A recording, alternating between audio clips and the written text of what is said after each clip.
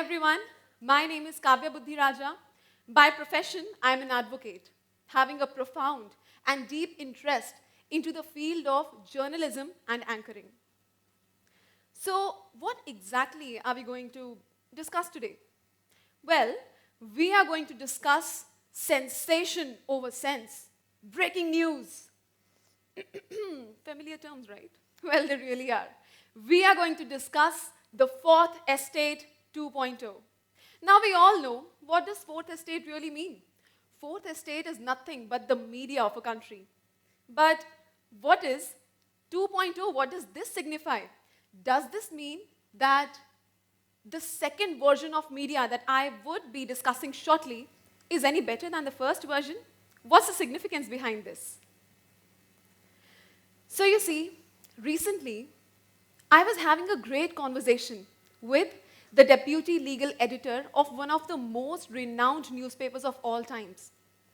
During that conversation, he was telling me, Kavya, you know what? There is a great deal of a difference between the media that we had in the pre-independence era versus the media we have today in the post-independence era. I asked him, what's the difference, sir? He replied, the media in the pre-independence era was more or less mission-oriented.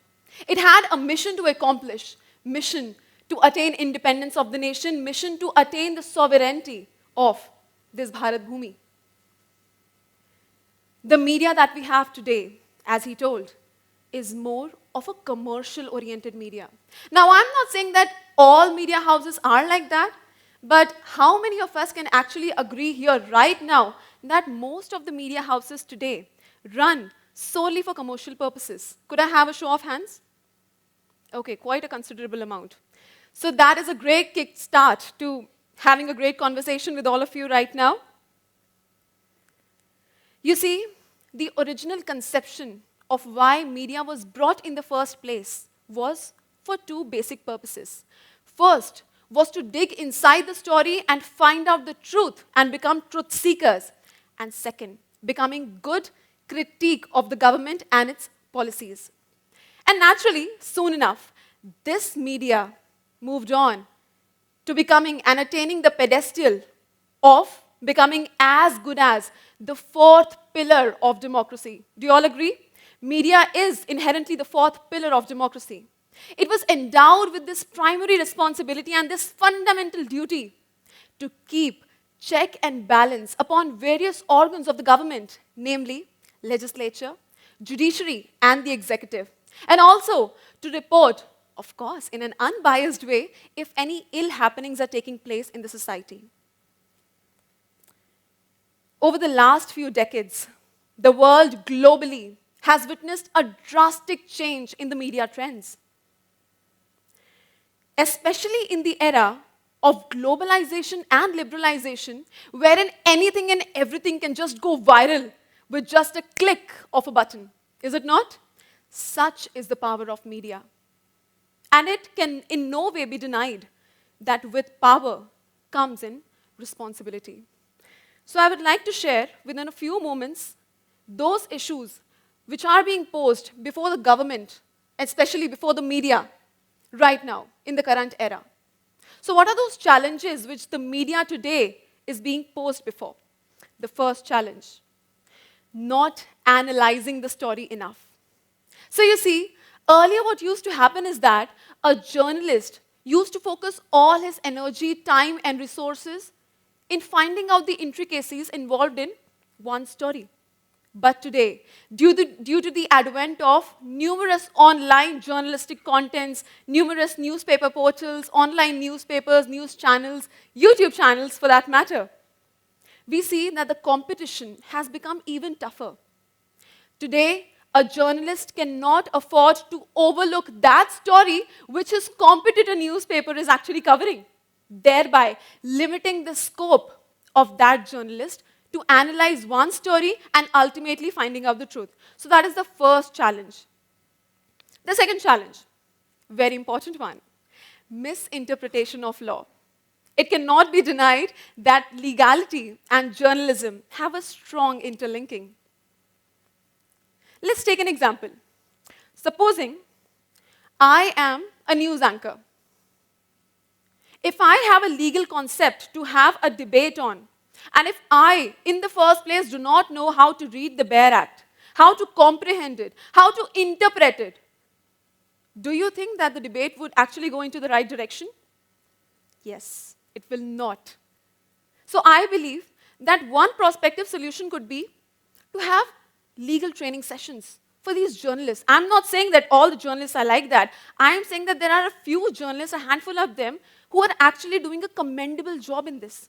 But as a whole, it does require legal training as well.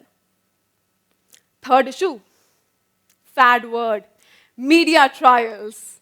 Now, I'm not saying that media trials are not favorable. I am saying that they have a very good position in actually finding out the truth on the basis of facts and figures. But then I also believe that it should just remain confined to digging out evidence and facts only. Right? It should not transgress into the jurisdiction of judicial trial, is what I'm trying to say. So that is again one of the gravest concerns before media today. Nextly, the king of all issues, I must say, the TRP game. Having already mentioned that with the advent of a lot of numerous newspaper channels online or news portals and a lot of different media for that matter, as the competition has got tougher, and I think we all cannot deny it, that media companies can actually go up till any extent, by hook or by crook, to get a hike up in their TRPs, which in turn leads to a lot of inherent issues, such as publication of misleading headlines. Now, do they do it inadvertently or intentionally? I don't know, and neither do I want to comment on that. But it is quite evident from the recent historical episode wherein the Press Council of India previous month, in the month of November 2022, it took a suo motu cognizance against several editions of a leading newspaper in India. Why? Because it has published misleading headlines regarding the council's adjudication in one of the matters. So, where do all these points actually lead us to? It leads us to one fundamental question, which is today's media really performing its functions for which it was brought in the first place? Is it really doing those two functions to become the truth seeker and natural critique of the government? Is it really doing that in the rightful and a dutiful manner, having due diligence into consideration? Or is it just commercial? What is the solution? This, in turn, takes us to the heart of my discussion, which is, how can these media groups maintain their TRP vis-a-vis ethics? How can we maintain our viewership and not transgress or go beyond the ethical considerations? Is there any way? Well, that's the question I think all of us must ask ourselves. Well, one prospective solution does come to my mind. It is imposition of heavy penalties on these media groups. Do you think that's a solution? Well, in one way, I believe that will inherently make them careful and cautious regarding what they're publicizing and what exact story are they portraying before everyone. But there is an inherent problem with that. You see, the founding fathers of the Indian Constitution, they deeply wanted the freedom of press to remain. It is evident by the constitutional debates. It is evident by virtue of Article 19(1)(a) of the Indian Constitution, which envisages the right to freedom of speech and expression. Even the constituent assemblies, they clearly enumerate what the founding fathers actually wanted in terms of the freedom of press, especially going with the statements made by Dr. B.R. Ambedkar and Dr. B.N. Rao. So what is the solution? Dear friends, this makes us come again on a deadlock situation. This is the deadlock situation where we see no scope ahead. We are exactly at the same point from where we begin. What is the solution? When I think about it, there's one statement. So someone really wise once told me, Kavya, whenever you're in doubt, return to basics. Whenever you're confused, return to basics. And you know what? This statement applies perfectly in this present situation. Let's try to analyze how. The constitutional document or the fundamental document that is required for the functioning of any democratic government in any nation is essentially the document known as the Constitution. So what is the philosophy of that Constitution?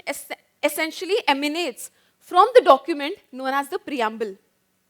So we can see that the body is Constitution and the heart of that body lies in its preamble. Let's take the example of the Indian Constitution for that matter. The Indian Constitution, the philosophy of the Indian Constitution lies in the preamble to the Constitution. And how does the preamble begin? It begins by proclaiming that we, the people of India, having solemnly resolved to constitute India, and boom, that is the solution. The solution lies in the first 5 words of the preamble to the Indian Constitution. We, the people of India. Because it is we, the people of India, who have given to ourselves this very Constitution. It is we, the people of India, who have given to ourselves the constitutional democratic values. And as we are standing under the shade of the sovereign school, it is we, the people of India, who have given to ourselves the sovereignty of this pious land of Bharat Bhumi. Dear friends, it is also we, the people of India, who have to take up this charge, who have to take up this initiative of speaking. If any ill happenings are taking place in the society, it is we, the people of India, who have to take up this charge of keeping an active eye upon the media. I totally advocate and I firmly believe that participative democracy is the need for today's hour. What is participative democracy now? Participative democracy in which each and every person is aware of his fundamental rights, his fundamental duties, his constitutional and legal rights. That is the participative democracy that I am speaking of. The democracy in which no person is fearful enough to speak up if any ill happening or if any menace is going on in the society. That is the participative democracy that I am speaking of. Now the last question that comes. How to generate an environment of this participative democracy? How to create an aura? What can we do about it? The solution is quite simple. Ladies and gentlemen, we can simply educate people. We can educate people who are in our surroundings. Tell them about their legal rights. Tell them how to file an RTI. Tell them about their fundamental rights. Tell them what to do if the police is not registering of your FIR. It all begins with a little endeavor. But that little endeavor can contribute a lot in making that person's life a huge success, for which he shall in turn be grateful to you.